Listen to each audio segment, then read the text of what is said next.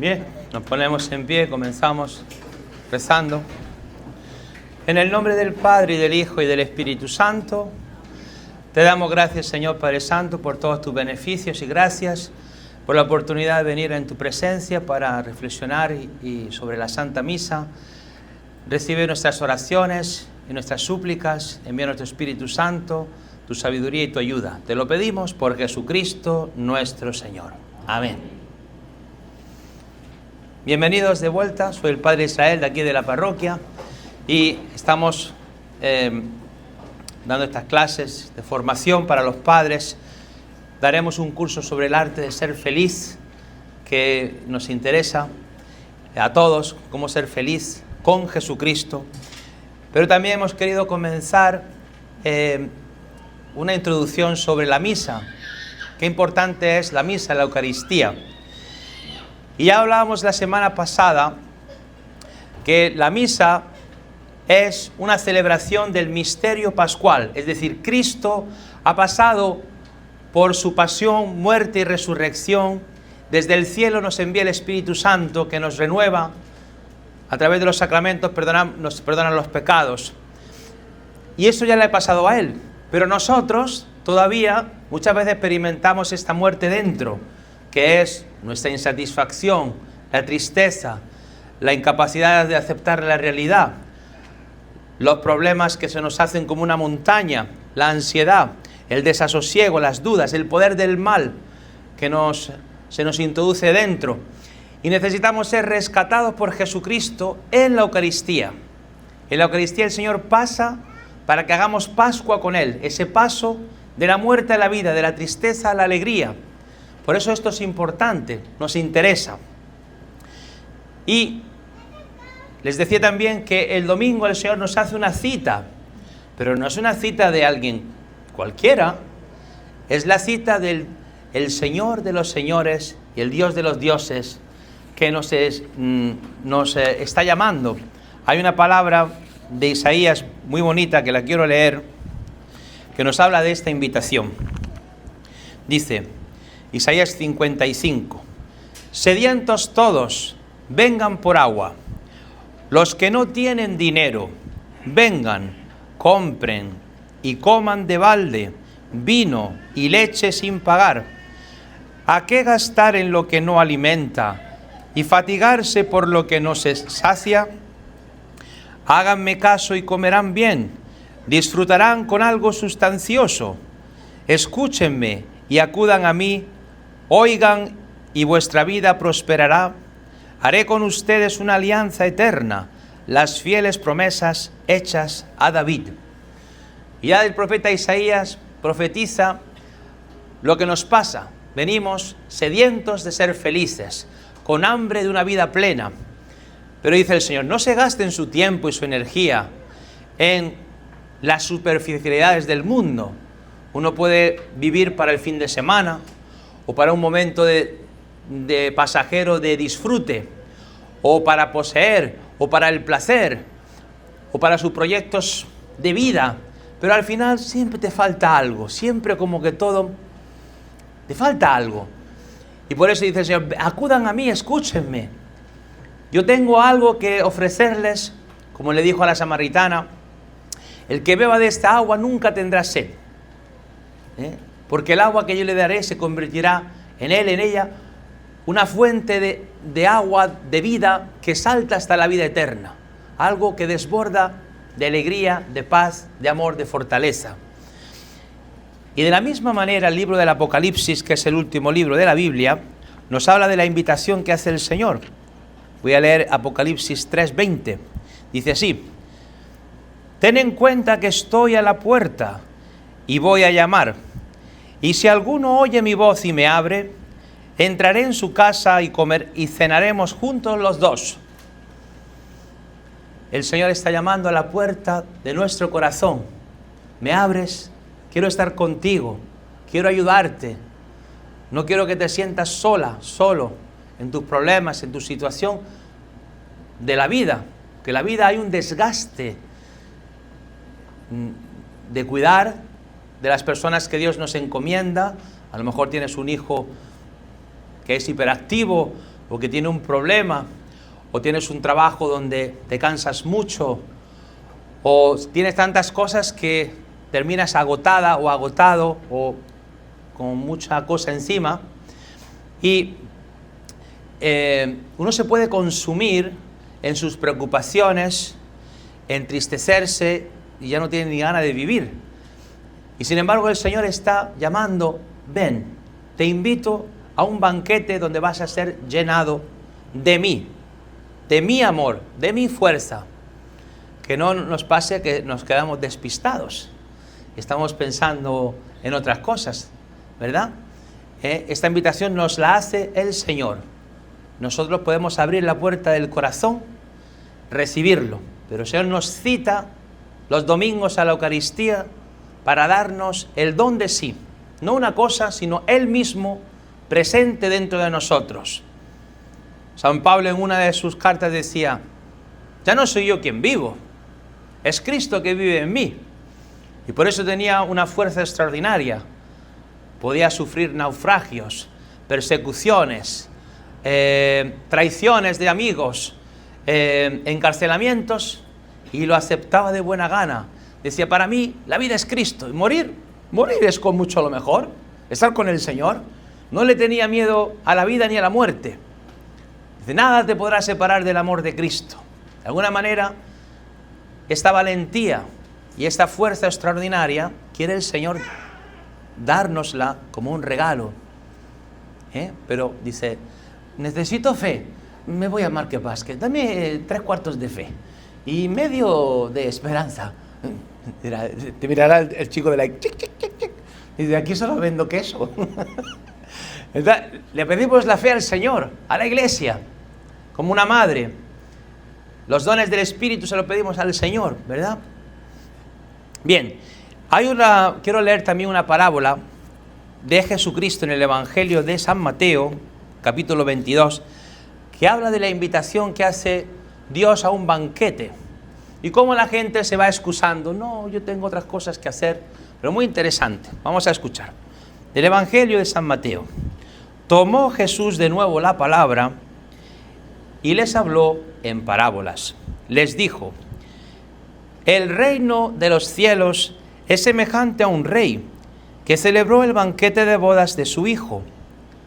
Envió a sus siervos a llamar a los invitados a la boda, pero estos no quisieron venir. Volvió a enviar otros siervos con este encargo: digan a los invitados: miren, mi banquete está preparado.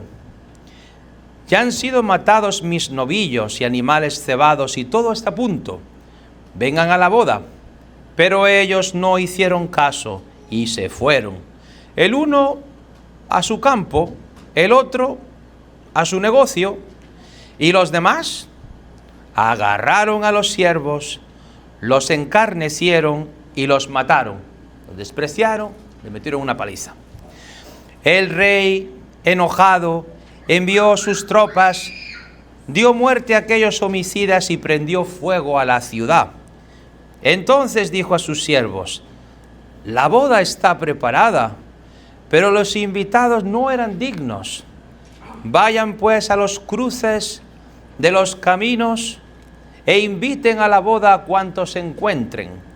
Los siervos salieron a los caminos, reunieron a todos los que encontraron, a malos y buenos, y la sala de bodas se llenó de comensales.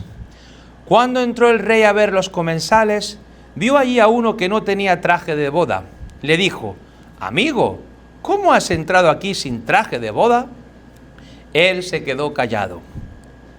Entonces el rey dijo a los sirvientes: átenlo de pies y manos y échenlo a las tinieblas de fuera. Allí será el llanto y el rechinar de dientes, porque muchos son llamados, mas pocos escogidos. Palabra del Señor. Gloria a ti, Señor Jesús.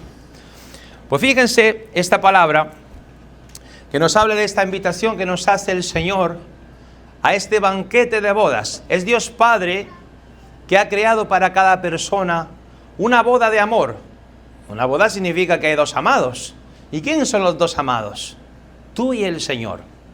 El Señor es el amado, aquel que te ama fielmente, ahora y en la eternidad. Estar uno, lo mismo que un marido y una mujer se unen en una sola carne, así nos unimos al Señor. Somos un solo espíritu con Él. Pero ¿qué pasa? Que aquí hay dos advertencias que nos hace esta parábola. La primera, el riesgo de rechazar la invitación que nos da el Señor. Dice aquí uno, no, yo tengo un campo y tengo que cuidar de mi campo. Dice otro, yo tengo un negocio, ¿cómo que yo tengo que hacer mis cosas? Y el otro, yo tengo otras cosas. Y el otro se enojó, déjame de tonterías. Y le golpeó despreció al que le invitaba. Cuidado, porque esto nos puede pasar a nosotros, que empezamos a poner proyectos personales, mis cosas, mi tiempo, mi dinero, mi trabajo, y estamos despreciando al Señor. Y llega un momento que te tienes que plantear, pero es el Señor que te está invitando, no es un cualquiera. ¿Qué le dirás el día que te vayas a morir? Y no te diga el Señor, te he invitado toda tu vida, te envié al Padre José, te envié al Padre Israel, ¿y no le hiciste caso? No es que no sabía, te he invitado muchas veces, y tú no, mi dinero, mi placer, mis cosas. Atención, atención, que no se nos meta el mundo en el corazón y de repente estamos siguiendo los criterios del mundo, el dinero, el ser, el poseer. Cuando los cristianos lo que nos importa es el amor, la generosidad, poner al Señor en todo. El trabajo, bueno, el trabajo lo hacemos porque hay que hacerlo, pero lo importante es el Señor. Y los hijos están mirando a ver cuál es la prioridad de mi papá y de mi mamá, a ver si es verdad. Pero si te ven siempre trabajando los domingos, por ejemplo, nunca vas a misa, nunca rezas en casa, estás ausente, dirá, lo que importa es el dólar, lo que importa es producir, lo que importa es ser alguien en la vida. El Señor, la guindilla encima del bizcocho, pero la puedes tener o no la puedes tener. Entonces, muy importante, el Señor nos está invitando, no rehusar la invitación, no anteponer nada a Cristo. Dirá Jesucristo, el que ama a su padre o a su madre más que a mí, no es digno de mí. El que ama a su hijo o a su hija más que a mí, no es digno de mí. El que ama su vida más que a mí, no es digno de mí. O sea, nos pide una atención radical. ¿Por qué? Porque cuando estamos unidos al Señor, todo el resto de capítulos de nuestra vida queda ordenado. Pero como la primera prioridad esté mal, el resto queda desordenado. Perdemos discernimiento, sabiduría, estamos confundidos, estamos enojados, estamos fuera de lugar. Entonces, prestemos atención a esta invitación. Segundo problema, o segundo riesgo de esta invitación a venir a la boda, a este banquete que lo tenemos en la Eucaristía, unirnos al Señor, es venir sin vestido de boda. Llegó este señor y lo encontró el rey sin el vestido de boda. Dice, ¿has entrado aquí sin vestido? Dice, se quedó callado. Dice, fuera, a las tinieblas. ¿Y qué significa esto? Porque alguien podría decir, pobrecillo, encima quedará pobre y encima todo lo echan. No, déjeme que lo explique. En aquel tiempo había mucho amor de hospitalidad. Y cuando había una gran celebración, como una boda, tenían los judíos un closet, un armario grande, con vestidos nuevos. Tú imagínate que había 15 vestidos nuevos.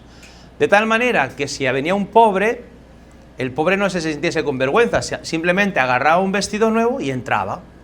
¿Qué significa que entró sin vestido el vestido era gratis. ¿Qué entró? Porque no le dio la gana. No le dio la gana ponerse el vestido que era gratis. Por lo tanto, cuando el rey le dijo, ¿y entraste sin vestido? Se quedó callado porque no tenía justificación. No pudo decir, es que soy pobre. No, pobre no, ahí tienen los vestidos. Y fue echado. ¿Y qué significa esto? que el Señor nos invita a entrar en la Eucaristía también con el vestido del arrepentimiento y el nuevo vestido de la gracia que Él nos ha dado después de habernos arrepentido, cuando nos confesamos. Es decir, si llegamos a la Eucaristía amando más nuestros propios pecados que al Señor, no queriendo romper las alianzas de maldad con el egoísmo, con la mentira, con la fornicación, con la avaricia, con la lujuria, con la pereza, sino amando más, no queriendo convertirse, entramos sucios. Y mira que el perdón de Dios no te cuesta $, es gratis. Solo tienes que querer ponértelo. Solo tienes que desear ser perdonado, porque el perdón ya lo tienes ahí.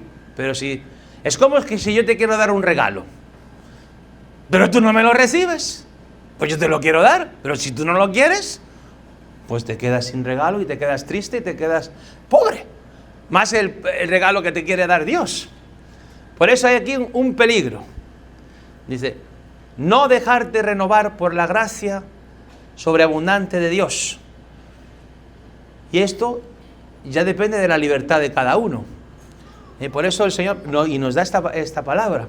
No rehusar la invitación y ponernos el vestido de la conversión y el arrepentimiento. Y esto es una invitación. Dice aquí, muchos son los llamados. El Señor llama a todos a la santidad y a unirse a Él. Dice, pero pocos son los escogidos. Me recuerda esto otro evangelio que le preguntaron a Jesús. ¿Son muchos los que se salvan? Dice, Jesucristo le miró así, como diciendo, ¿muchos? Esfuércense por entrar por la puerta estrecha, porque muchos querrán y no podrán. ¿Qué significa eso? Que uno se ha pasado la vida dándole riendas sueltas a sus pasiones. Voy a hacer lo que me da la gana con mi cuerpo, con mi tiempo. Voy a ser un avaricioso, un lujurioso, un mentiroso. Y tú te creas que no habiéndote entrenado nunca en arrepentirte de los pecados, en la autonegación, un día por arte de magia vas a desear pedirle perdón a todos. Que por arte de magia un día vas a ser... Hermanos, uno entra en ese camino de maldad y luego no es tan fácil salir. Te querrán y no podrán. Querrás y dices, ya, pues ya que estoy en esto, aquí me quedo. Me quedo con la pornografía, me quedo con el adulterio, me quedo con la parranda y no me importa a nadie. Y te mueres y vas al infierno. Y entonces, por eso el Señor nos llama. Despiértate, tu vida es seria. Porque en la vida, o uno se ennoblece dejándose transformar por Cristo, se renueva, empieza a tener amor más grande, humildad, pide perdón, se ennoblece, o se degrada amando sus pecados, se animaliza y empieza a dañarse y a dañar a los demás. ¿Y cuál será el camino que tú y yo estamos tomando? ¿Será ennoblecernos en conversión diaria? Verán tus hijos en ti, en nosotros, me incluyo, un signo de amor, un signo de Cristo. ¿Ven los hijos en ti una chispa de Dios o ven una chispa del mundo? ¿Qué ven? ¿Qué ven? Y entonces, esta invitación está aquí. El camino amplio de la perdición, el camino estrecho de la obediencia y la autonegación. Negarte en la lujuria, negarte en la avaricia, negarte para que Dios sea más y tú seas menos. Y todo esto es una batalla donde Cristo mismo quiere entrar y ayudarnos. No es que estamos solos, siempre el Señor nos da la gracia necesaria para vencer las tentaciones y todo. Bien, pero quería hacer presente que Jesucristo mismo habla de este banquete, y que nos invita. Y te invita el Señor a poner los domingos, venir a este banquete. No poner el trabajo. ¿Cuánta gente, cuántos católicos están trabajando innecesariamente? No hay necesidad.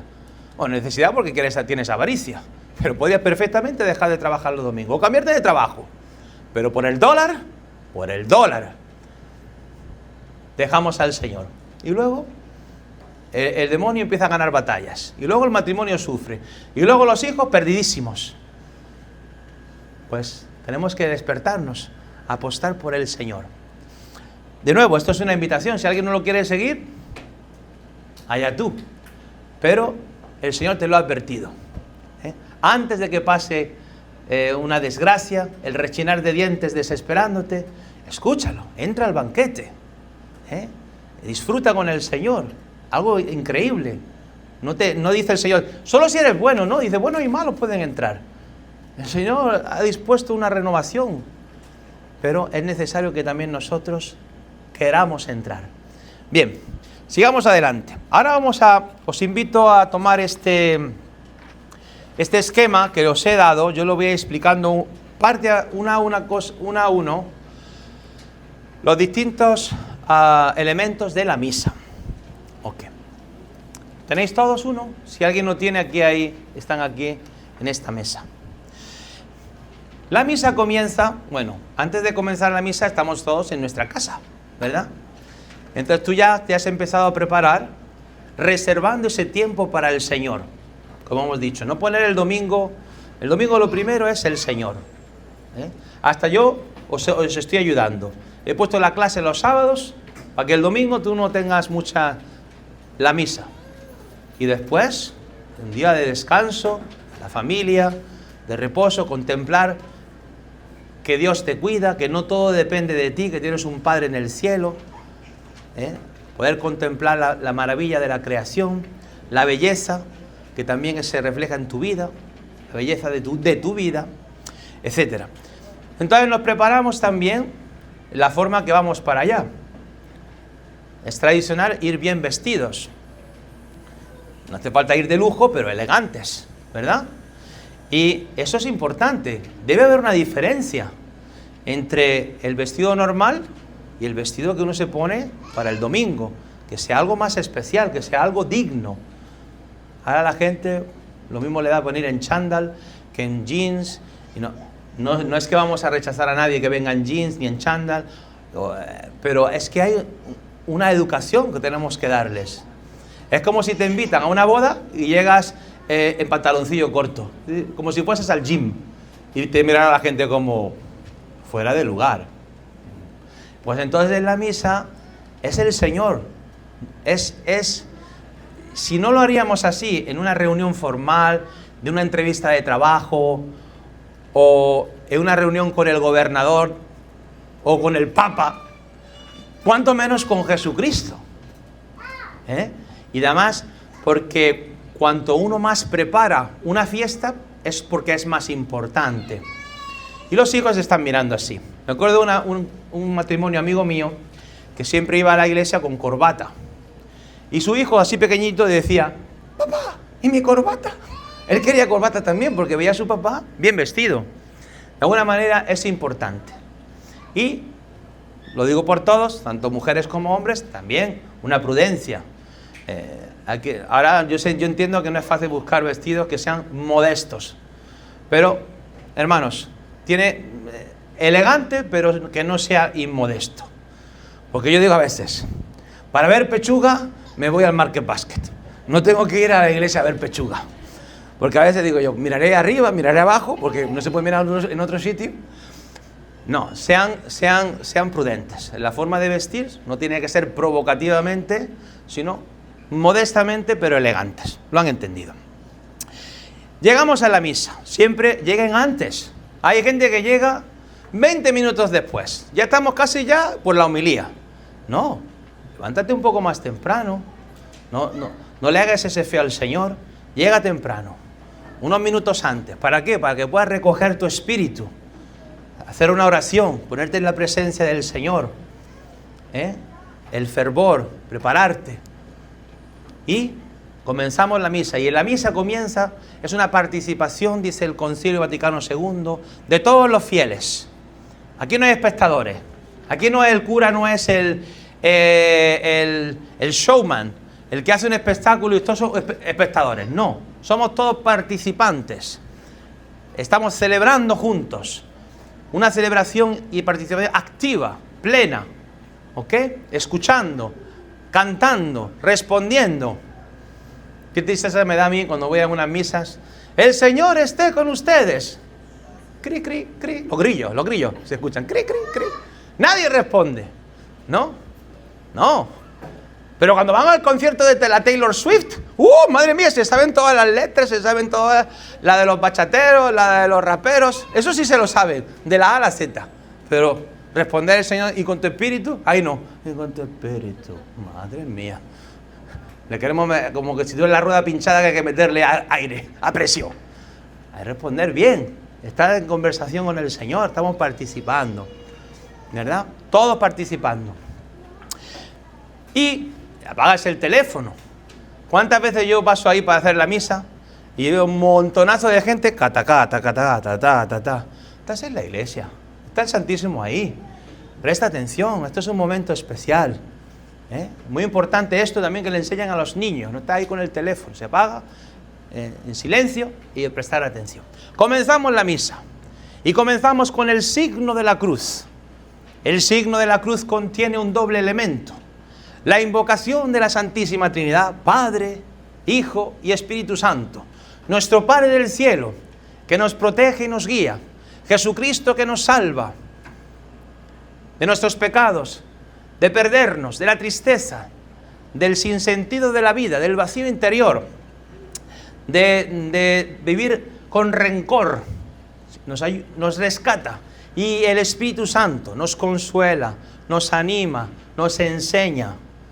Invocamos, estamos consagrándonos al Padre, al Hijo y al Espíritu Santo. Y junto con ello la señal de la cruz. En tiempos antiguos la cruz era un elemento de tortura para los criminales más graves. Pero Jesucristo la ha transformado en el instrumento del amor más profundo.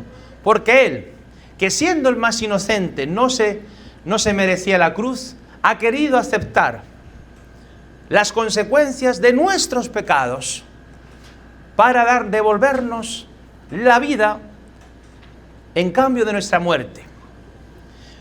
Viendo Dios Padre que ninguno de nosotros estaba dispuesto a cargar con su cruz, que todos los días murmurábamos, ¿por qué a mí? ¿Por qué esta familia?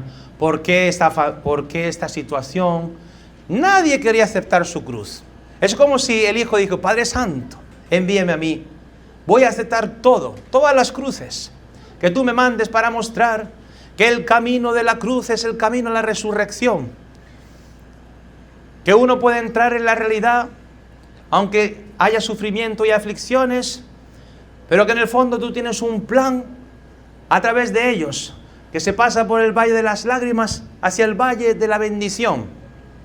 ¿Acaso no era necesario que el Cristo sufriese todo esto y así entrase en su gloria? Le dice Jesucristo a los discípulos de Emaús.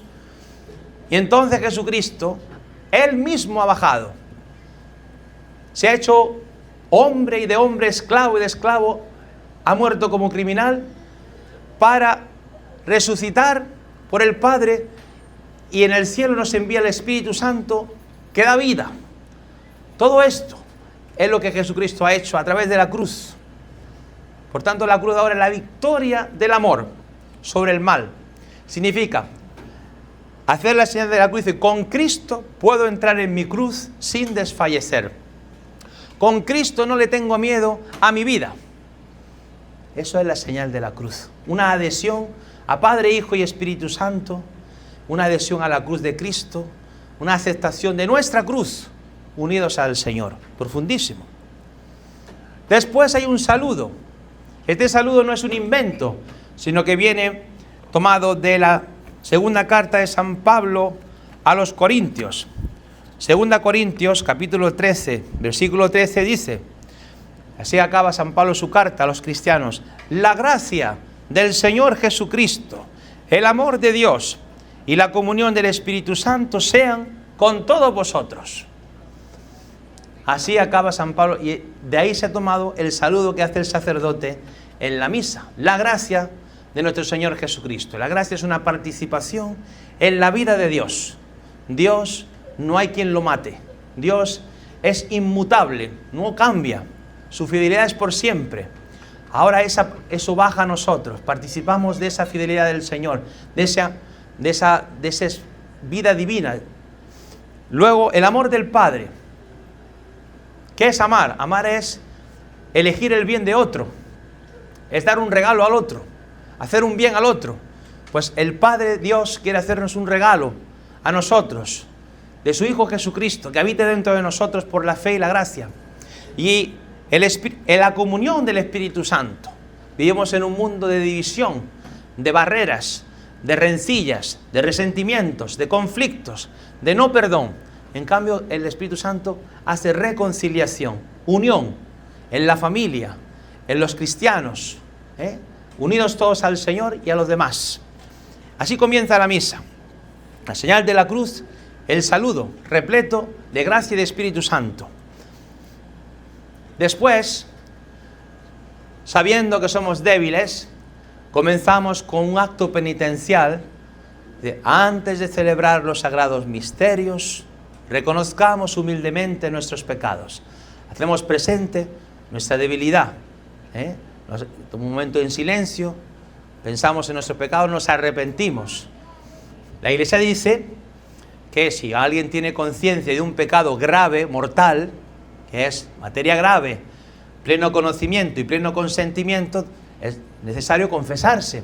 Está el sacramento de la reconciliación, de la confesión, que muchas veces está en desuso, y poco a poco vamos a redescubrir esta gracia de la reconciliación. Nosotros tenemos 2 horas y media a la semana de confesiones, y en tiempos de la Cuaresma, del Adviento, en otros tiempos hacemos penitenciales, donde se escucha la palabra y vienen como 10 sacerdotes a confesar. ¿Cuándo fue la última vez que te confesaste, que recibiste el perdón de Dios? Quizá fue hace años. Es bueno hacer la confesión frecuente. Es como si dice, no me he duchado en 6 meses. Menudo tufillo estás dando, menudo olor. Y ya no hay quien te soporte, ni tú mismo te soportas. Pues de vez en cuando hay que lavar el espíritu, arrepentirnos de las malas obras, recibir la gracia de Dios. La confesión frecuente. Además, esto fue fundado por el Señor. El Señor le dijo a los discípulos, reciban el Espíritu Santo, a quien ustedes perdonen los pecados, les quedarán perdonados, a quien ustedes se los retengan, se les retendrán. Porque algunos dicen, yo me confieso con Dios. Muy bien, pero ¿cómo sabes que Dios te ha perdonado? ¿Porque te lo imaginas? Aparte, todos tenemos una gran capacidad de autojustificación. Esto te lo hace todo el mundo. Mentir en los taxis, ¡buh! ¿Cuánta gente en Loren miente? Engañar a la mujer, ¿cuántos lo hacen? Y entonces dice, arrepentirse. ¿No te arrepintió de nada? Pero cuando te vas a confesar, dirás, un momento, eso es grave, cuidado. No, ya. Y también porque uno dice, bueno, ¿y te vas a seguir cometiendo este pecado? Sí, entonces no te has arrepentido. Entonces, es como un juicio, es como ayudar a la persona. Y decía un estudioso, ¿y cómo los discípulos iban a saber qué pecados perdonar y cuáles retener si no se los confiesan? No son adivinos, no tienen una varita mágica, una bola de cristal. La confesión la instituyó Jesucristo. Cristo la instituyó, sabiendo que somos débiles y que incluso después del bautismo, por nuestra debilidad podemos caer. Y en atención a eso nos ha dispuesto un sacramento para que, arrepintiéndonos, la gracia de Dios pueda ser aplicada, decíamos, su perdón y un aumento de vida divina para luchar en la batalla. Entonces, les invito a recibir el sacramento de la reconciliación. El Señor te está esperando para ayudarte. Quizás alguien ha cometido un aborto, quizás alguien ha matado a alguien, quizás alguien ha abusado a alguien, quizás tienes un crimen en tu conciencia, quizás tienes muchos pecados muy gordos y muy feos y muy negros, pero a Dios no le escandalizas, porque Cristo ha muerto por ti. Si murió por el que estaba crucificado, que era un criminal, imagínate, ahí tienes el ejemplo. Por todo, dice, hoy estarás conmigo en el paraíso. Entonces, no tengas miedo de venir a confesarte, porque eso te está esperando para darte su vida. Ánimo. Seguimos. Después se hace el Gloria. El Gloria no era parte inicialmente de la misa, sino que el Gloria se introdujo en el siglo VI después de Cristo. El Gloria es un himno a la Trinidad que se cantaba en la oración de las mañanas, los laudes en los monasterios, y gustó tanto que lo fueron introduciendo en la misa porque era muy, muy bello. Y así se quedó en la misa, el Gloria. Y los ritos iniciales terminan con la oración inicial, que se le llama la oración colecta. Colecta porque recoge las oraciones que todo el mundo ha hecho en su interior. Por eso, dice el sacerdote, oremos. Y se suele hacer un momento de silencio. Pero no porque el cura sea despistado, es porque cada uno está haciendo una oración. Señor, ayúdame, ten misericordia, no me dejes solo, dame fe. Y dice el Señor, Padre Santo, recibe las oraciones, recoge las oraciones que todo el mundo ha hecho en su interior. Por eso colecta, las recoge. Y ya comienza entonces la liturgia de la palabra. La misa tiene dos partes. La liturgia de la palabra y la liturgia de la Eucaristía en sí. En la liturgia de la palabra, Jesucristo alimenta la mente. ¿Qué he de hacer? La liturgia de la Eucaristía, el Señor alimenta la voluntad, la fuerza de hacer aquello que Dios me ha dicho que haga. Porque no basta saber lo que debo hacer, sino tener la fuerza de realizarlo. Entonces la palabra ilumina, corrige, enseña, inspira, consuela, esclarece ese mundo tan complejo que tenemos dentro. Dentro tenemos sentimientos, miedos, pensamientos, proyectos, cosas que no entendemos, cosas que no aceptamos, situaciones difíciles con los demás. Y en ese mundo complejo viene la palabra y entra y hace una obra de purificación, de ayuda. Hay una luz. Luz para mis pasos es tu palabra. Y esta palabra que se proclama es especial. No es como cualquier cosa. Voy a leer el cuento de Caperucita Roja. Voy a leer el New York Times. No. Cuando la palabra se proclama, es Cristo mismo que baja en su palabra. De tal manera que la palabra proclamada, cuando es aceptada por el creyente, tú y yo, hace en nosotros aquello que promete. Entonces, muy importante cuando uno escucha la palabra, ¿qué me está diciendo esta palabra a mí hoy? Porque ¿cuántas veces ha pasado que se proclama la palabra, la primera lectura, no escuchaste nada? La segunda, no escuchaste nada de ninguna lectura, porque estabas pensando, ¿qué voy a comer hoy? ¿Arroz con guandules o un guisado o ¿cómo se dice? El sancocho, ¿no? ¿O qué voy a hacer esta tarde qué voy a comprar en el mall? ¿O qué voy a hacer el lunes? Estamos despistados. La palabra se proclama con una trompeta. ¡Pupú, pupú! Escucha. El Señor te está buscando. Escucha. Para un momento, escucha. Tu Dios quiere hablarte. Escucha, Israel. El Señor es el único. Escucha. El primer mandamiento es escuchar.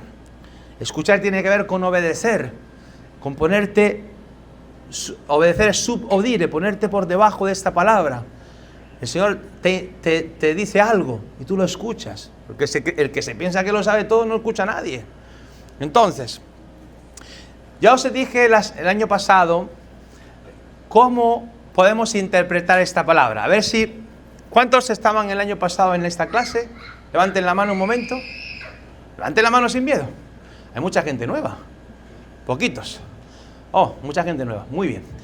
A ver quién se acuerda, que lo dije muchísimas veces, ¿cuáles son las dos claves principales de interpretación de la palabra de Dios? Una clave es como una llave. Si la puerta está cerrada, yo necesito una llave para poder abrirla. ¿Qué llaves, qué claves de interpretación tenemos para entender la palabra de Dios? Dos, os dije. A ver quién se acuerda, que lo dije cientos de veces, chicos. Qué mal profesor soy. ¿No se acuerda? Yo lo recuerdo. La clave cristológica significa que todo tiene referencia a Cristo, y la clave existencial, que todo tiene referencia a ti, en tu vida existencial de hoy. La clave cristológica, todo culmina en nuestro Señor Jesucristo. Por ejemplo, tú un día escuchas la palabra de Abraham, que va a sacrificar a su hijo. Y entonces tú dices, pues ¿qué me importa Abraham? No, es que este Abraham representa a Dios Padre. Y este Isaac representa a Jesucristo. Es decir, es una figura de lo que vendrá después. Entonces Jesucristo es el que se ha sacrificado para que no muera no moramos nosotros, es el Cordero que fue sacrificado. Y dice, ahora entiendo, en Jesucristo. Todo se cumple en Jesucristo. Pero también se cumple en nosotros. Y a lo mejor tú escuchas la palabra de Abraham y dices, pues, es que yo también tengo una cosa imposible. Yo como Abraham, Dios me pone una ocasión para creer en Él. Tengo la montaña de mi imposible. Y dijo Abraham, Dios proveerá. Esta palabra me ayuda a pensar que debo confiar que en la montaña de mis problemas Dios proveerá. O a lo mejor piensas en Isaac, que se dispuso con mansedumbre a ser sacrificado. Y tú piensas, pues yo a veces no soy como Isaac, porque yo me resisto a cuando me piden la vida, mi mujer, mis hijos, cuando tengo que servir. No quiero servir, me resisto. No quiero ofrecerme en el altar del servicio. Y entonces esta palabra, que antes era un cuento chino, ahora es tu vida. Y dice, el Señor me está llamando a no resistirme cuando yo tenga que ofrecer mi vida. Porque en el fondo, Él me va a ayudar. No me voy a morir. En la palabra te habla a ti hoy. No ayer, no hace un mes.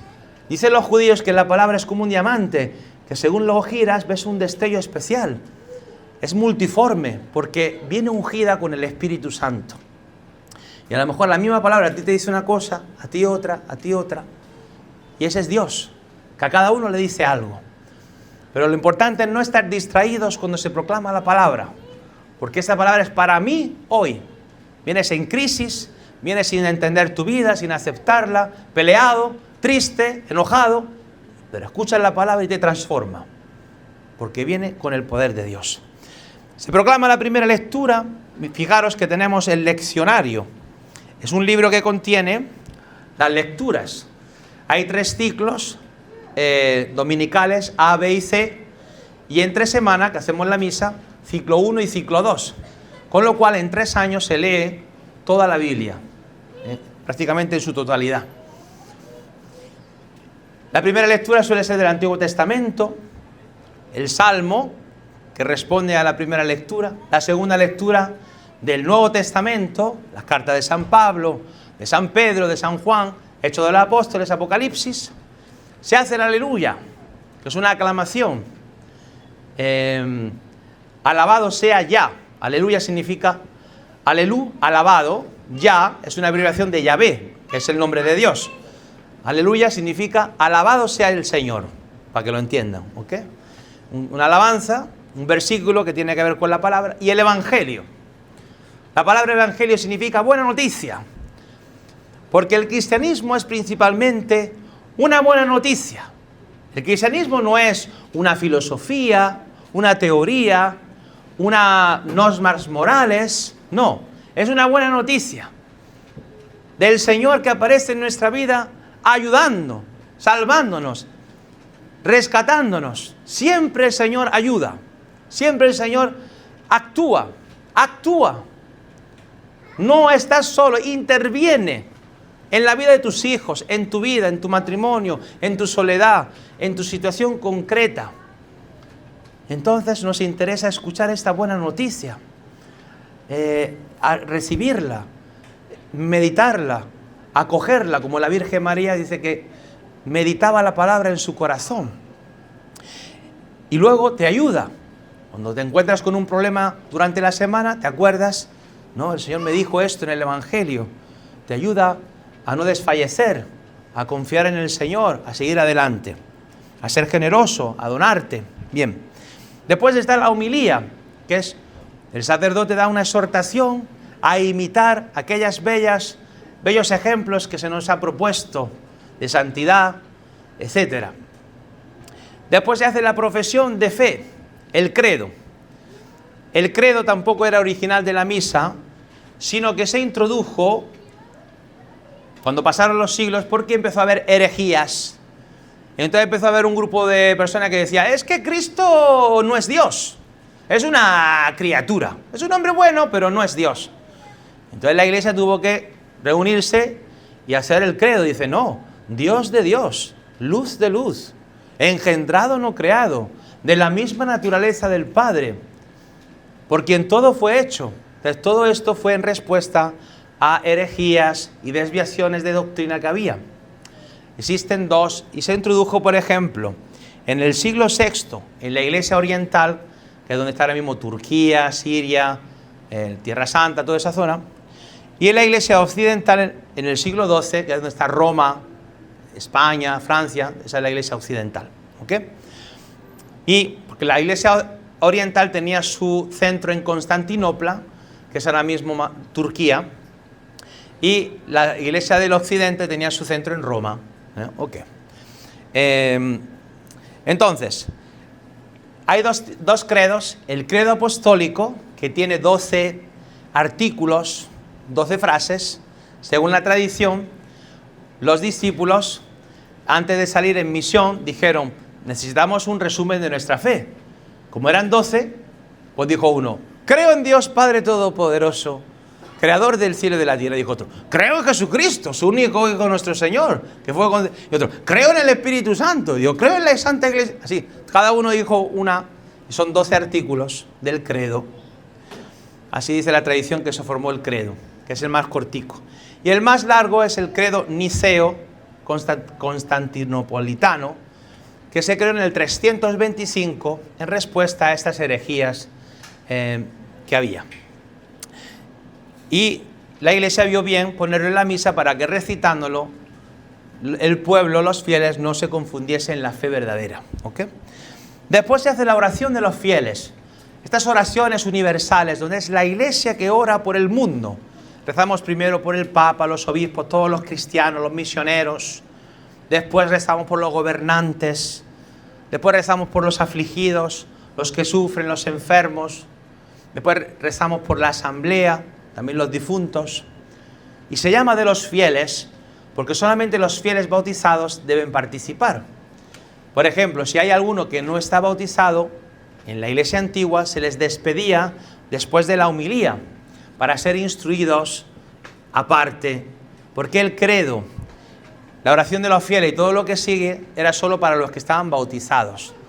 Todavía en muchas parroquias que tienen gente que se están preparando para el bautizo, hacen esta, hay una oración, se les despide para que tomen una clase y la misa continúa. Y ahí acaba la liturgia de la palabra. Pero, hermanos, por eso es importante llegar temprano. Que llega uno y ya pasó a la liturgia de la palabra. Y entonces tu mente, ¿dónde se alimenta? ¿Del TikTok? ¿O de la farándula del alafoque de la radio? No sé, de algún sitio tiene que alimentarse tu mente. ¿O de los amigos? En el ¿cómo se llama? En el restaurante Vaca. ¿Dónde? En el Instagram. ¿Dónde se alimenta tu mente? ¿Dónde tú tienes sabiduría? Si no es escuchando la palabra de Dios. Por eso, hermanos, los hermanos protestantes nos dan 7 vueltas y media porque aman la palabra. Leen la palabra de Dios día y noche. Y nosotros, despistadísimos, que no sabemos nada de la Biblia. Qué importante es amar a la palabra de Dios. Dice el Concilio Vaticano II que se le debe a la palabra de Dios la misma reverencia que el Santísimo. Es como que deberíamos tener una Biblia y adorar a Cristo en la palabra, como si Cristo en la palabra es lo mismo que Cristo en la Eucaristía. No lo hemos entendido. Por eso, hermanos, qué importante tener una Biblia, meditarla todos los días. ¿Tienes Biblia? Pero si tu Biblia está ya más vieja que parece que tiene 100 años. Cómprate una Biblia en condiciones, que te dé gusto leerla. Cuídala, estúdiala, medítala. Participa también de los cursos bíblicos o de un grupo aquí que medite la Biblia. No podemos ser ignorantes de la Biblia, porque es la historia de salvación. Ignorancia de la Escritura es ignorancia de Cristo, decía San Jerónimo. Y yo tengo que decir estas cosas porque si no las digo, ¿quién las va a decir? No, importante amar, porque la Escritura es amar al Señor, todos nosotros. Muy importante amar la Biblia, amar a Jesucristo. Y estar al nivel de los protestantes, amarlo igual que ellos. Por eso tienen conversiones, porque aman la Biblia. Y nosotros despistadísimos. No, vamos también a amar al Señor leyendo la Biblia y escuchándola. Pasamos a la liturgia de la Eucaristía. Comienza con el ofertorio y la preparación del altar. Aquí yo tengo preparado algunas cosas, ¿no? en la patena. Se ve que un niño me rompió la hostia, porque yo la tenía entera. Ahora solo está media. Alguien quiso jugar a ser cura. Bueno, el cáliz, donde se pone el vino, que se mezcla con agua.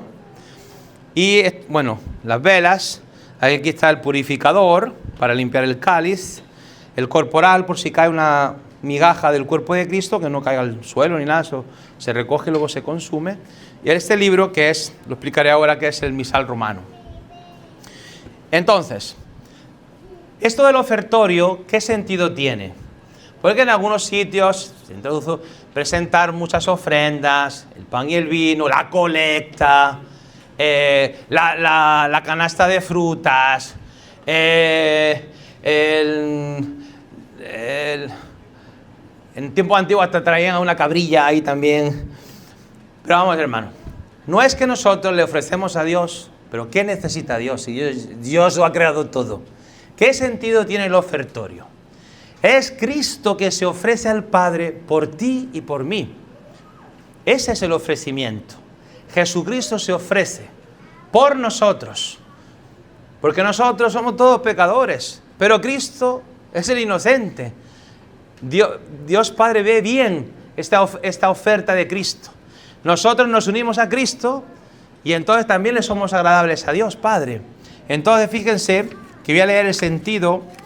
Aquí hay una escritora que lo dice muy bien. Dice así: la verdadera ofrenda de los cristianos a Dios no consiste en darle a Dios lo que Él no tendría sin nosotros, sino en recibir la ofrenda previa, gratuita y absoluta de Dios al hombre en Jesucristo, que le ofrece lo más grande, la victoria de Jesucristo sobre la muerte, y en dejarse absorber completamente por Él, permitiendo a Dios actuar en Él, llevarle al Padre. Es decir, Cristo se ofrece, yo me uno a Cristo. Estoy en su pandilla, estoy en el grupo de sus amigos. Me uno a Él, porque Él se ofrece al Padre por la humanidad, para hacer el bien. Yo me uno a Él. Y entonces sí le soy agradable a Dios Padre, en el ofrecimiento que Cristo hace por nosotros. Pero es algo gratis. No es que nosotros le estamos haciendo un favor a Dios, Él nos está haciendo el favor a nosotros. Y ese es el sentido del ofrecimiento. ¿Ok? Luego seguimos con la oración sobre las ofrendas, la plegaria eucarística. Plegaria significa oración, súplica, ¿verdad? Comenzamos con el prefacio, que comienza con este diálogo: el Señor esté con ustedes. Levantemos el corazón. Demos gracias al Señor nuestro Dios. Y entonces una oración: en verdad es justo y necesario darte gracias, Padre Santo, por Jesucristo tu Hijo, porque Él, naciendo, ofreció su vida, padeciendo en la cruz, nos rescató de nuestros pecados, nos abrió las puertas del cielo. Por eso es justo alabar con los ángeles y los santos tu nombre, diciendo: santo, santo. Hacemos el santo, y el santo no es un invento, sino que el santo, que dice así, tengo aquí mi hojita del santo, dice así el santo: santo, santo, santo es el Señor, Dios del universo. Llenos están el cielo y la tierra de tu gloria. Hosana en el cielo. Bendito el que viene en nombre del Señor. Hosana en el cielo. Lo de santo, santo, santo, esa repetición triple es el superlativo en hebreo. Se diga el más santo. Para los judíos decir 3 veces una palabra es lo máximo. El más santo, santo, santo es el Señor. Esa primera parte viene de una visión que tuvo Isaías del cielo, donde los ángeles le decían santo, santo a Dios, Isaías 6:3. Y también tiene un eco en el libro del Apocalipsis, capítulo 4, versículo 8, dice así: cuando hay una visión del cielo y están los 4 vivientes que rodean a Dios y dicen día y noche, repiten sin cesar, sin descanso día y noche: santo, santo, santo Señor Dios Todopoderoso, aquel que era, que es y que va a venir. Viene de la Biblia, de la palabra de Dios. Hosanna, llenos están el cielo y la tierra. Hosanna en el cielo. ¿Qué significa la palabra Hosanna? ¿Qué me puede decir? Viene del hebreo. Significa sálvanos, Señor. Hosanna. Parece que abracadabra. Hosanna, sálvanos, Señor. Porque si tú no me salvas, yo me pierdo. Sálvame, Señor, de la tristeza. Sálvame, Señor, de mi enojo. Sálvame, Señor, de que se destruya mi matrimonio. Sálvame, Señor, que yo me muera en un sinsentido de vida, en un absurdo de las cosas que no entiendo. Sálvame, Señor, de vivir en conflicto. Sálvame, Señor, de vivir esclavo de los pecados. Sálvame, Señor. Hosanna en el cielo. Es decir, eventualmente estar contigo, disfrutando contigo de todo lo que es bueno, verdadero, de la compañía de los santos. Rescátame, condúceme al cielo. Sálvame de las acechanzas del enemigo. Esto es algo muy importante, es una oración. Y muchas veces dejamos al coro solos. Y nosotros, no, estamos rezando. Santo eres tú, Señor, el que mejor lo haces. Me consagro a ti, sálvame. Bendito el que viene. Y viene Jesucristo en la Eucaristía a visitarte. Bendito el que viene en nombre del Señor. En esta Eucaristía viene el Señor. Hosanna, sálvanos, Señor. De repente empezamos a gustar las palabras, porque si no las palabras son una rutina, las decimos sin pensar, y hay un contenido profundísimo. La última palabra, bendito el que viene en nombre del Señor, viene de San Mateo, capítulo 21, versículo 9, donde Zacarías bendice al Señor con estas palabras, porque ha visto que Dios le ha hecho el milagro de darle un hijo cuando eran ya mayores, era imposible. Ha visto cómo Dios ha sacado la vida de la muerte. Entonces todo esto es para nosotros. Ahora somos nosotros que damos testimonio de que Dios rescata nuestra vida de la muerte. Vamos adelante. Entonces, después de que hemos cantado el Salmo, es entonces la consagración. La consagración, aquí hay unas palabras un poco raras, pero yo las explico. Comienza con la epíclesis, que es la invocación del Espíritu Santo sobre los dones del pan y del vino, para que se transformen en el cuerpo y la sangre del Señor. El sacerdote no es un mago, es el Espíritu Santo que hace esta obra. ¿Ok? Y ya habíamos explicado la semana pasada que tampoco Jesucristo fue un mago en la última cena, sino que hay un sentido del pan y del vino. El pan, ya os acordáis que viene del pan de las lágrimas que comían los judíos en sus aflicciones cuando eran golpeados y oprimidos en Egipto. Este pan que se rompía, como se rompían sus huesos cuando eran golpeados, pero que es el pan que no dio tiempo a fermentar, tan rápido el Señor los liberó. Así que recuerda como cuando se rompe el pan, que Dios rompió su esclavitud, rompió el poder del opresor, para hacerles libres. Dios es poderoso a entrar en nuestra cruz, en nuestros sufrimientos.